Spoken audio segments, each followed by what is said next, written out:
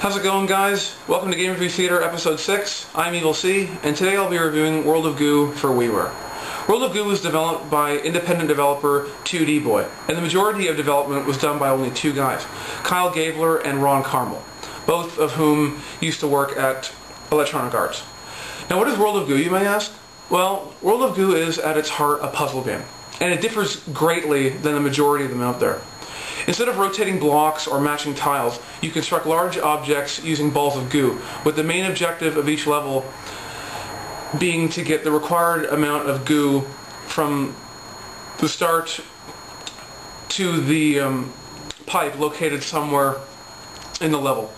To do this, you'll have to obey the laws of physics, taking into account things like gravity, momentum, weight, like wind in some stages, and even things like chemical reactions, like lighting things on fire.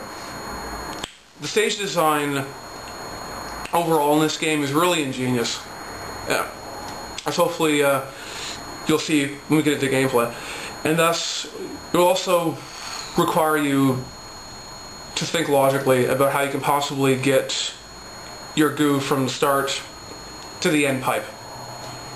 Here's the main menu of World of Goo, and it's split up into 5 chapters, including a 6th area called the World of Goo Corporation, which I'll touch on later. And down at the bottom, you can select your profile. You can save up to 3, as you can see, and you can also view the credits. It's very, very basic.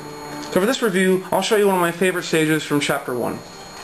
Now, the way the game is played, it's a very linear fashion. You play one stage, it unlocks the next one, and so on until you get to the end. Occasionally you run into a fork in the road, which, see right here, it splits and then goes into 2. But other than that, it's a fairly linear stage progression.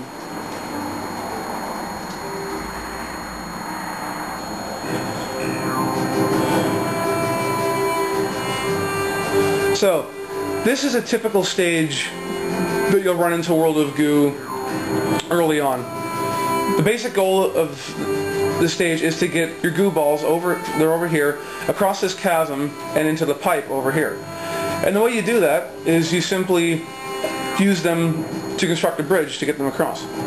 Now, to play this game, it uses only the A or B buttons. There's no other buttons that are used. So you simply select one of your goo, hold down A or B, choose where you want to place it, and you can see the lines where it'll stick to. Release the button, and it'll build just like that. Now, in this stage, I'm using the black goo balls, but this game has a wide variety of goo types. There's the standard black ones, there's a green goo ball, there's red goo balls, white goo balls, yellow goo balls, and each one of them have different attributes.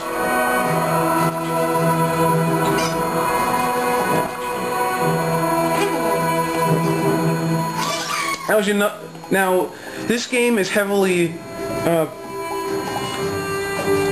physics focused. As you'll see, as all these goo balls are running around, their momentum is causing this bridge to shake a lot. Now, this bridge is in danger of collapsing, so we'll want to put a goo ball there to reinforce it against the side of the cliff. So, and there you'll see it has greatly reduced its movement. Now, as far as presentation in this game goes, it's fantastic. The graphics in this game, I think, are beautiful. They're very colorful, and they're highly stylized. I think it's really nice. And of course, the music in this game is beautiful. Like, this stage has one of my favorite soundtracks in the game, but there's a fairly nice variety of sound.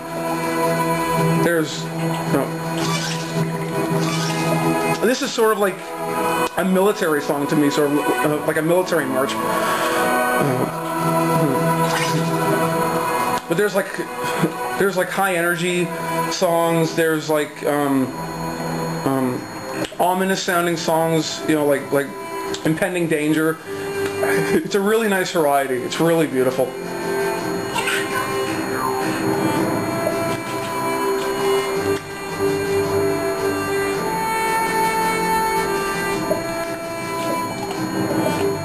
Now you'll probably notice these little white flies that are flying around. And what these little guys allow you to do is to take back a move. Now,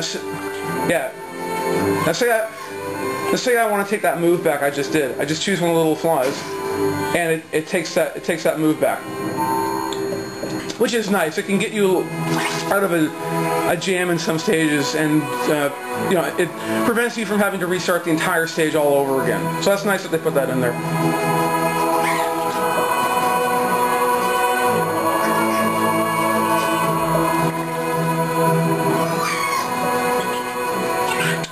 Also, I should mention that each stage has an optional goal. Under the menu, you'll see it's called OCD, and it tells you what the criteria is. If you collect 38 or more balls, you'll achieve the OCD goal for this stage. Now, for most of these stages, this goal is actually quite hard to achieve. I've only achieved it in like 3 or 4 stages.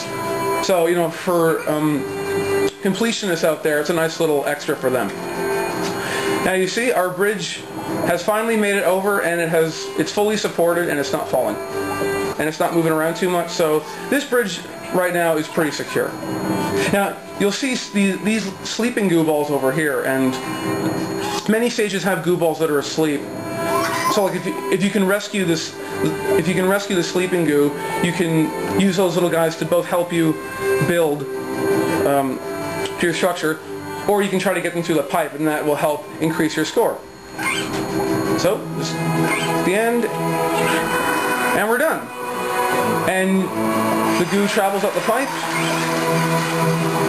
and you can just wait for them all to get to the pipe.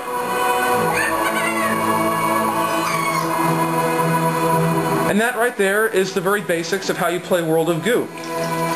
Now, this stage seems fairly basic, and it is, but in the later chapters, some of the stages get really crazy. There's so much more to this game than just building bridges and towers. It's really